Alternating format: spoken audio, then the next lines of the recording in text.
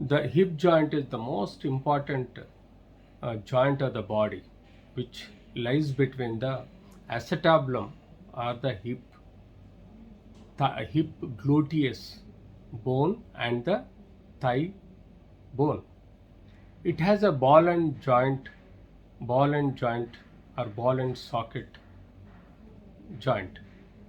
The ball and socket joint is the most important part where the 70% of your body maintains its activity. It's where the weight of the body. You can see this is the ball and this is the socket, which forms a joint called hip joint. This hip has vulnerable to many problems like arthritis. In arthritis, you have a degenerative arthritis, septic arthritis, tuberculosis arthritis, and avascular necrosis of arthritis, and other like traumatic arthritis. These are the various arthritis vulnerable for this joint. So joint is such a heavy joint which maintains the structure of a thigh, hip, leg. So in this joint, when there is there will be a cold, orthopedics like rheumatoid or immunological disorder leads to pain of the hip joint. A immunological disorder like rheumatoid arthritis or viral arthritis leads to hip pain.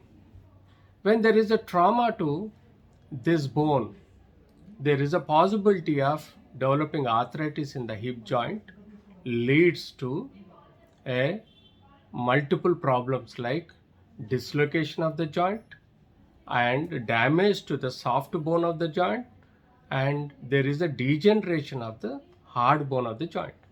So along with this, what type of problems usually people get is, after the age of 45, there is a deficiency of calcium and vitamin D, leads to degeneration or damage to the head of the thigh bone. So when there is a degeneration or damage to the head of the thigh bone, the movement in the joint will be restricted and painful. So obviously, when we see that it depends on the stage 1, 2, 3, 4.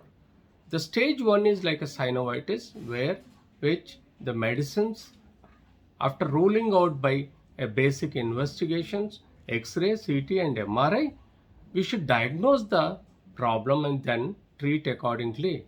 When there is a degenerative osteoarthritis in stage 1, 2, can be managed with tablets, painkillers and then physiotherapy. When the damage is more like stage 3, 4, then sometimes it required internal injections. If not, then plan for a total joint replacement surgery. So in hip regions, these are the multiple problems. Who gets it will sustain the problems, and then we should understand the disease modularity so that treat the patient. The AVN is avascular necrosis of the joint, leads to a erosion of the joint and the soft tissue of the joint.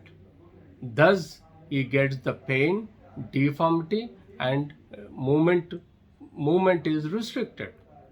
So, when we learn something about a hip joint, then there is a septic arthritis because of the trauma, hematoma, and clot, and the infection also lead to septic arthritis.